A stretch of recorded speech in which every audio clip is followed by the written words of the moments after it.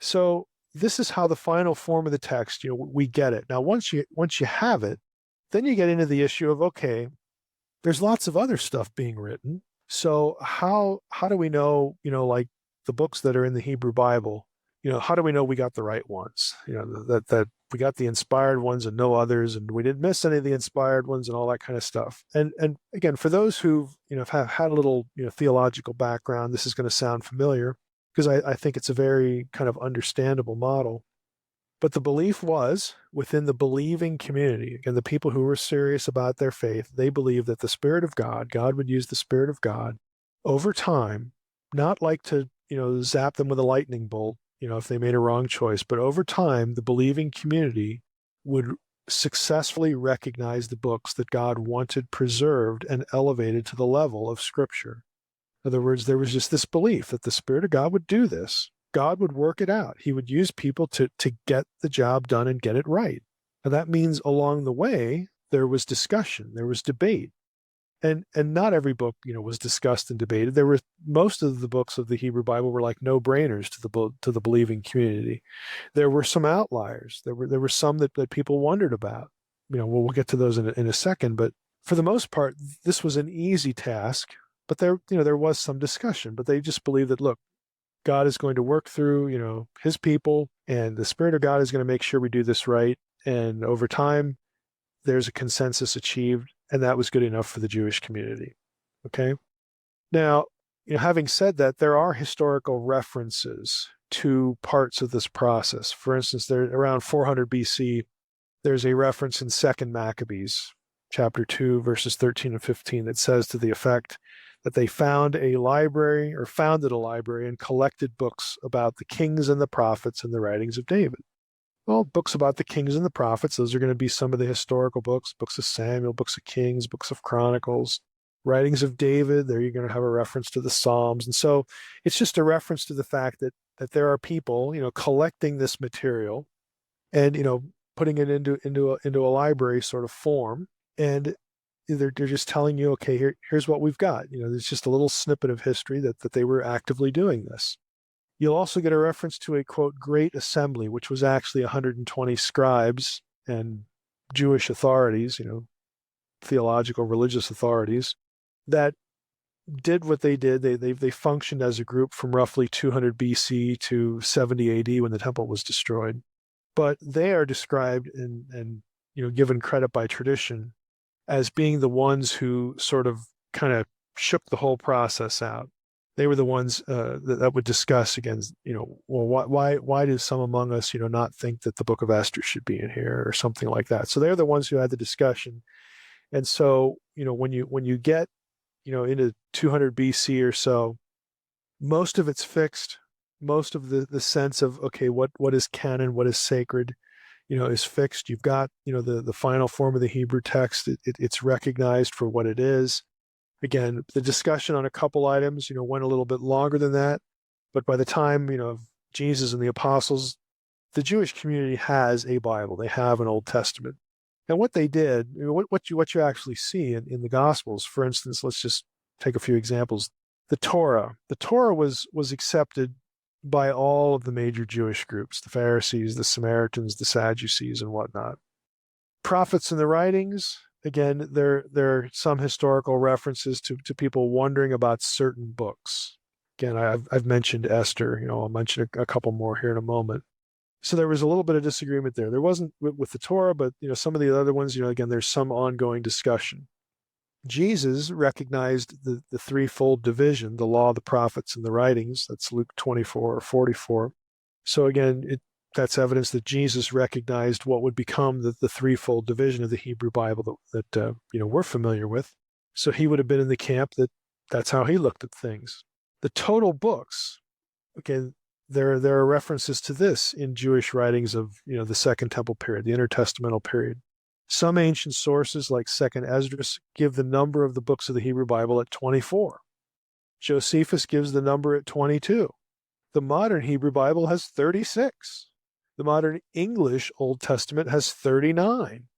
If you go with the Septuagint, again, which is the Greek translation of the Old Testament, but that translation came from a Hebrew Bible, a Hebrew text. If you go with the Septuagint as a translation product, that had 46 books of the Old Testament written in it. So it's like, what is going on here? Well, what's going on here is a couple of things. Some Old Testament books could either be separated into two books or put together in one. For instance, we have Ezra and Nehemiah. Okay, in a lot of ancient traditions and text manuscript evidence, those two are one. Well, that's going to affect your count number. Same with the books of Samuel. Is it one book or is it two? Kings, is that two books or one? Chronicles, two books or one? Okay, you have things like this that affect the counting number. So these historical references to really a wide divergence of the numbering of the books of the Old Testament, should not be taken as evidence that people couldn't figure it out. What it actually is evidence of how they are divided or not, and then how they are counted. Now, the exception to this is the Septuagint, because the Septuagint is going to have books that the Jewish community ultimately is not going to approve of. Books like First and Second Maccabees. And when I say they don't approve of, I mean they don't view at the same level as sacred books, as the canon, as the ones that are inspired.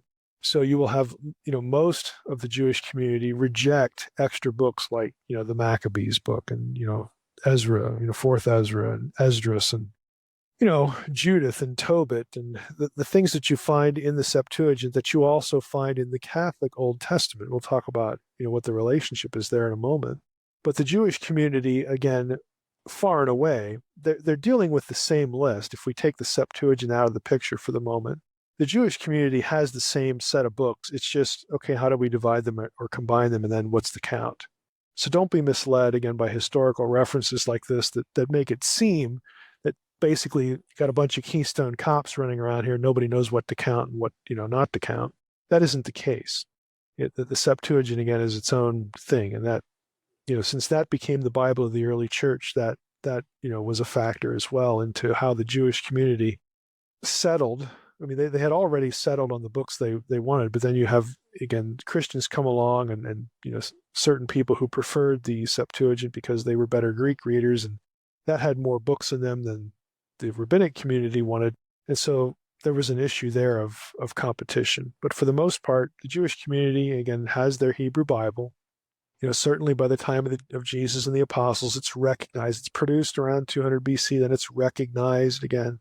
You have these debates going up to the first century, but it's a secure collection. The only issue is, well, what about this thing called the Septuagint? Now, there were a handful of other outliers that I should mention. If you look at what's going on with the Dead Sea Scrolls, with this particular Jewish sect, okay, living out in the desert, collecting ancient books, there are books, there are pieces of writing, there are texts among the Dead Sea Scrolls that will quote the book of First Enoch as an inspired book.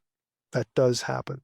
Happens with the few church fathers too, but it's an outlier because this is the only place you're going to find it. They also looked at what's called the Temple Scroll, and they quote the Temple Scroll, which is something that the community would have created really, and they viewed that at the same level again as Scripture. They quote it as Scripture. So the people at Qumran, again, I'm referring to them as outliers because that's kind of what they were in this regard. They are citing things that nobody else cites as Scripture, but it's part of the record. They did do that, and so we can look at that and say, well, some Jews thought this way, and they did. Books that were questionable, again, books that are getting debated. I've already mentioned Esther. We say, well, why would Esther be debated? Why did some people have questions about that? Well, a number of different reasons. I mean, one of them would be, Esther's conduct. She is the heroine and she does save the Jewish people, but she sleeps with the king, the Gentile king to do this, and so some people thought, well, is this really a book that we ought to have in the canon? Would God really, prompt someone to record this and give it the same status? And eventually the book of Esther was considered by the masses of the community as, yeah, that one belongs. And so the belief was, again, that God will lead us to a consensus, and we're going to go with that. That'll be our consensus. Song of Solomon, the same reason, a lot of the sexual language, the erotic language there. By the way, the Song of Solomon is not about the relationship of Israel and the church, or Israel to God, or the church to Jesus. This is not the purpose of the Song of Solomon. How do we know that? Especially the relationship of Christ to the church, that is not the point. Well, it's pretty simple. The New Testament writers, talk about the bride of Christ and things like that, and never once did they quote the Song of Solomon to make the point. They had plenty of opportunities to make the point using the book, and they never do. In fact, the Song of Solomon is never cited at all. So can we dispense with this sort of modern, I don't know, view that tries to allegorize the book and not treat it for what it is? Okay, this is a book about erotic love poetry. That's what it is. But for that reason, again, in the ancient Jewish community, it's like, well, this one's not like all the other ones, so what do we do with it? And there were debates over it. Ezekiel 40 to 48, people voted, expressed an opinion, that, hey, that these chapters at the end of the book of Ezekiel, that should we, let them in there? Should that be part of, of the canon? You say, well, what's the problem there? Well, it's because the dimensions of the temple don't match any of the other temples. So it's like, did they get that wrong? What is it? What's going on here? And so there were people who actually wondered about that. Ecclesiastes was another one. Why? Well, because it's so pessimistic, or at least it sounds that way. I mean, you can read Ecclesiastes optimistically as well. Eat, drink, and be merry because tomorrow we're going to die. That can cut two ways. Either, well, let's enjoy the life that the Creator has given to us to the fullest because life is short, or you can read it pessimistically, like, oh, everything's going to hell in a handbasket, so who cares? But the fact that you could read it so negatively, and it seems to say certain things, and it seems to question certain things about faith, about God's operation in history, about the life of the believer, and all this kind of stuff, that it became an object of discussion. Is this an inspired book? But anyway, these are just examples of the books that got, there was some question, over them. And during these couple hundred years, again, leading up, to the time of Jesus, when these debates are getting hashed out, this is what what you'll run into, what you'll read. Now, when you have Jesus and the church born, okay, and since the church incorporated Gentiles into it, that really made the Septuagint the Bible of choice, because most Gentiles could not read Hebrew, they could not read Aramaic. Aramaic would be an Aramaic translation of the Hebrew Bible. They were called Targums, and the Jewish community is either going to be reading Hebrew or Aramaic. Well, when you get Gentiles into the church, and there were a lot of them. I mean, think about the missionary journeys of Paul, the whole surrounding Mediterranean. There were lots of people coming, to embrace Jesus as Messiah. Paul starts, who knows how many churches. There's a need for a translation of the Bible as it existed, which was the Old Testament at the time, that everybody could read, whether you were Jew or Gentile. And the answer to that dilemma was the Septuagint, because it was written in Greek and everybody could read it. And so that became the Bible of the early church by convenience, by historical happenstance, you could say by providence, whatever. That was the Bible of the early church. It just was. And if you recall, this particular edition, this particular Old Testament, had books that the Jewish people, again, who might be coming into the church, that Septuagint has books that we don't recognize. I mean, you got 46 of them in there, and we have a lesser number than that. What's going on here? Well, again, when through historical circumstance, the church grows. Eventually, it becomes not persecuted. It becomes legalized. It just sort of swallows up, the whole Roman world. With the advent of, with Constantine's influence, the decree of Theodosian, and all these historical circumstances. Well, the Old Testament of the Septuagint becomes the Old Testament for Christians everywhere, and that's why when the Bible gets put into Latin, Jerome, produces the Vulgate. And the church becomes the, quote, Catholic Church after several centuries. This is why even today, the Catholic Old Testament has those extra books. This is just the way it was. Now, when you get to the Reformation, and there's this reaction against Catholicism, what the Reformers did, I mean, you could look at them and say, well, what can we do to poke the Catholic Church in the eye? Oh, let's cut some books out of the Old Testament. That's simplistic. It's not what they did. What Luther wanted to do was, and other reformers, it's not just him, their sort of litmus test was, okay, let's just have as our Old Testament the books that we know to exist in Hebrew, that we know when we have a Hebrew text, that corresponded to them. Okay, let's just do that. And so that's what they decided to do. That was actually the ancient Jewish method. The ones the books that could be witnessed in Hebrew, and there was a clear manuscript history in Hebrew for these books. Those are the ones that the predominant Jewish community adopted as their Old Testament. Okay, but there were other Jews open to these extra ones being created in between the Testaments.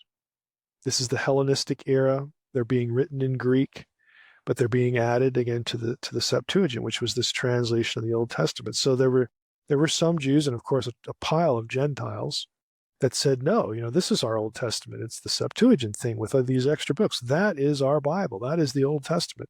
Whereas the mainline Jewish community is like, no, we're only going with the ones we know that were produced in Hebrew, originally. That this is what we want.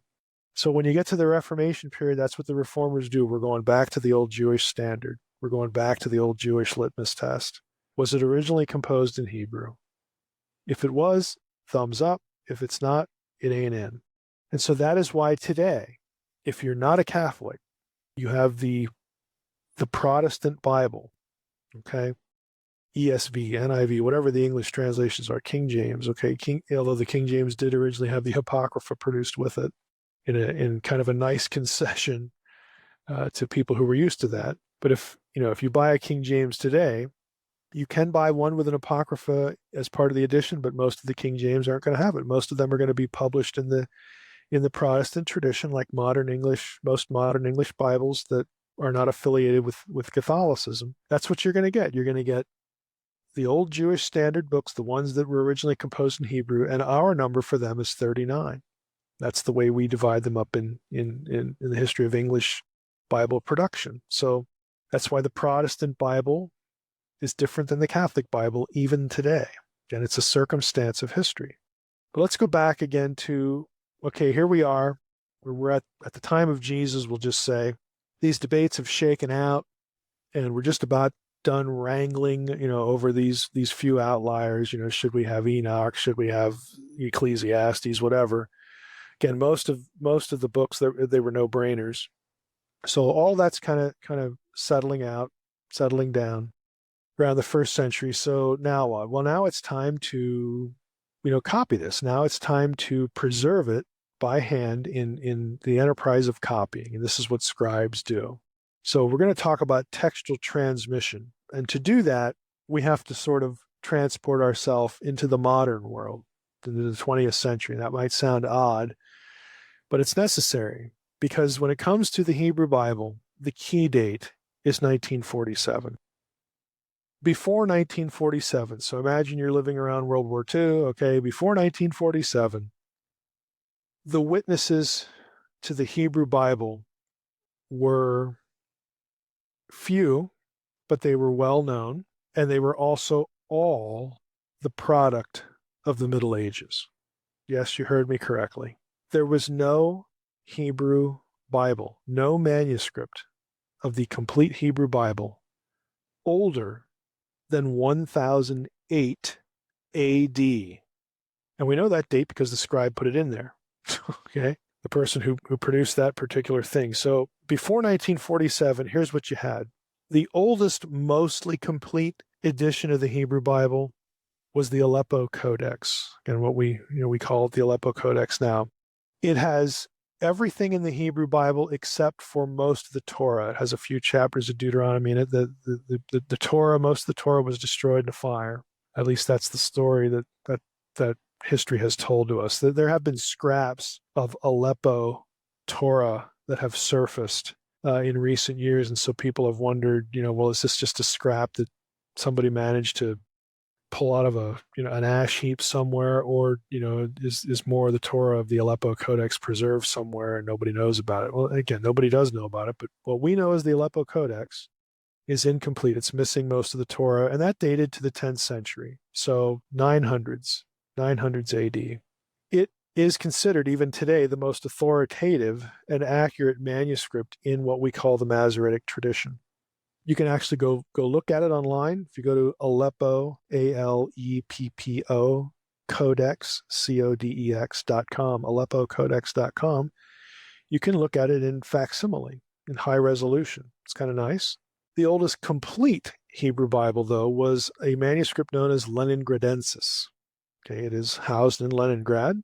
It's known as L for Leningradensis. It's also known as B19 to textual critics. This is the one that was dated to 1008 AD. Okay, it is complete. It's the oldest complete Hebrew Bible still in existence, but in 1947, this was the best you could get.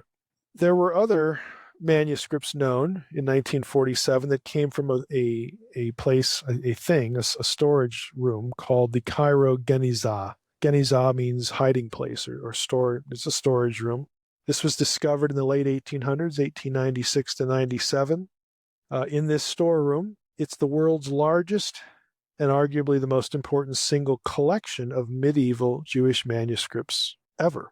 There were in all 193,000 manuscripts in this storeroom when it was discovered. The storeroom was actually built in 882 AD, and you actually have manuscripts that old. They began using it right away, and they used it all the way up into the 19th century there in Cairo. Now, a lot of the stuff is not biblical. A lot of it's like, rabbinic liturgies, because this was part of a synagogue. There's marriage contracts and letters and all this kind of stuff. But there were additions of the Hebrew Bible in there. Okay, and so here's your date range from the 800s AD, all the way up into, modern history. But again, this is what you got. This is what you're dealing with. So prior to 1947, if you wanted a complete Hebrew Bible, you're looking at Leningradensis. That's your choice. Even if you liked Aleppo, you might prefer Aleppo. That's maybe a century earlier. But it's 10th, 11th century AD. That's what you've got. Now, if you want to go beyond Hebrew material in 1947, you do have the Septuagint. And some of those fragments are as old as 2nd century BC, but they're not Hebrew, they're Greek. Again, they don't count as Hebrew Bible witnesses, but at least they're the Old Testament. Okay? And you also have, lastly, the Torah used by the Samaritans, the Samaritan community. The oldest copy of that, again, in 1947 and still today, was around the 12th century AD. So that it's medieval. So basically, here's what you've got in 1947. You've got three Hebrew Bible traditions. You have what is known as the Masoretic text. The oldest representative, the oldest complete representative of that text is 1008 AD, Leningradensis. You have number two, fragments of the Septuagint that are much older than Leningradensis, but they're in Greek, not Hebrew. And so you're wondering, like, boy, there had to be a Hebrew manuscript that somebody used to produce this Septuagint thing. I wish we had that, because we can look at the Septuagint, then we can look at Leningradensis, and we know that there are places they don't agree. So whoever did the Septuagint was using a different Hebrew text. Boy, it'd be nice if we could recover some of that. Yeah, wouldn't it? It would be nice. But in 1947, that was all you could say. Wouldn't that be nice? And then thirdly, you have the Torah, the Hebrew Torah used by the Samaritan community, which is very idiosyncratic. It changes, it changes the mountain location to Gerizim, just like the Gospel of John does. There are things about it that are very Samaritan, because, hey, it's their Bible, so they change certain place names to fit with their tradition. But you can just pick one up and know it's Samaritan if you read certain passages, because that's what they do. But nevertheless, that was part of the toolbox.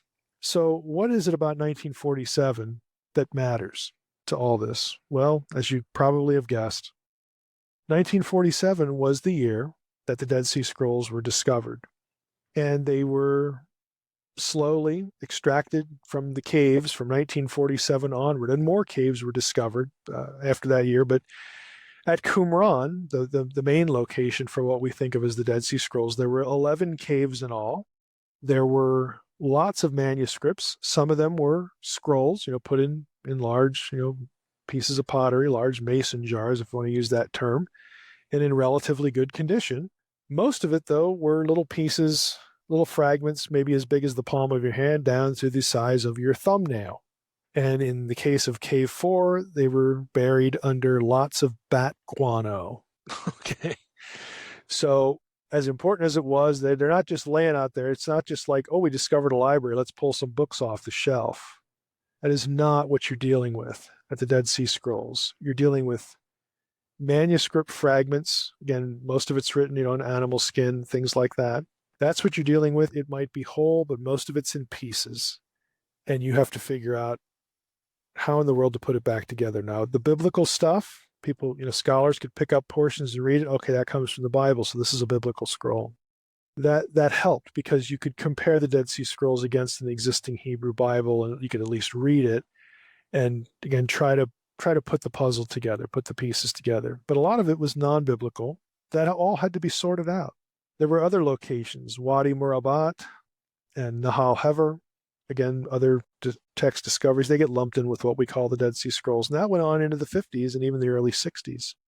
People still discovering things. So that was a key event, though, because once scholars started to realize what they had, especially when it came to the biblical material, they could see right away. And these were dated with carbon-14, other methods. They were dated by paleographical analysis. Again, scholars had made tables of the style of handwriting of various different texts that have historical things in them, like a name, a place, a date, or an event, that kind of thing. And you could plot out tables, kind of like the way you would look at fonts today, of how every letter in the Hebrew alphabet was written according to which text, and if that text was datable, then you knew that during this time period, this is how they would make the letter Dalet. This is how they would make the He. Okay, scholars actually spent decades creating typologies like this so that texts could be cross-dated by that method, not just carbon-14 and some of the other scientific methods. But when this started, to happen, and they started to realize what they had, this is why they're important. All three of the textual traditions known prior to 1947, remember it's the Masoretic text, the Septuagint, whatever the Hebrew was that underlied the Septuagint, and the Samaritan Pentateuch, all three of those text traditions were found in existing manuscripts at Qumran. So they actually did find Hebrew manuscripts that aligned with the Septuagint against the Masoretic text. So they found remnants of whatever the Hebrew Bible looked like that the translators of the Septuagint had to produce their translation. And they found plenty of text that aligned with the Masoretic text, and they found text that aligned with the Samaritan Pentateuch. They found all of it, all three of it. And they also found lots of texts that didn't match the other three. Those are called by scholars unaffiliated texts. So what this does is it shows us that at the time of Jesus, and some of these date to first and second century BC, okay, the biblical material here. So in the intertestamental period, toward the end of the intertestamental period, and certainly by the time of Jesus, what the Dead Sea Scrolls show us is that there was no one Hebrew Bible. The Jewish communities living in Judea, in Syria, Palestine, Israel, were content to live with textual plurality. And the people at Qumran preserved all of them. They didn't destroy one text tradition in favor of another. They preserved all of them. And all of them had been used. They were all in circulation.